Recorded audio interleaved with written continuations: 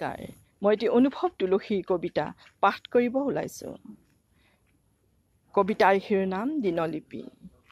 মোৰ সন্মুখত কালিৰ দিনটোৰ মৃতদেহ, বাঁহী ৰখীয়া হৈ বহি আছোঁ। সন্মুখৰ কলমডাল মৃতদেহৰ অন্য এক সংস্কৰণ যেন, আৰু এই কাগজখিলা মৃত আকাশৰ এটি পাত যেন। আজি হয়তো আকৌ উদয় হৈছে সূৰ্য। আজি কি কালিৰ স্মৃতি নে নতুন সেউজৰ বতাহ, মই একো ধৰিব পৰা নাই।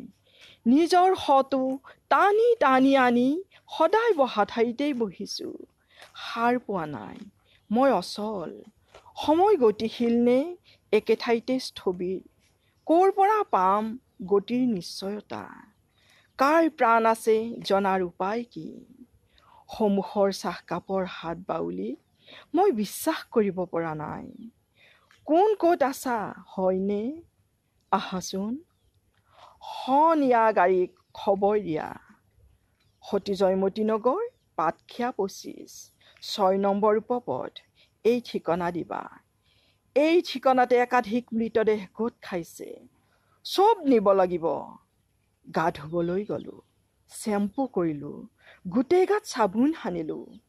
চাৱাৰ খুলি নিজকে ভালকৈ পখালিলোঁ যদিও একোতেই মোৰ গাৰ পৰা মৃতদেহৰ গোন্ধটো গুচাব নোৱাৰিলোঁ। ধন্যবাদ।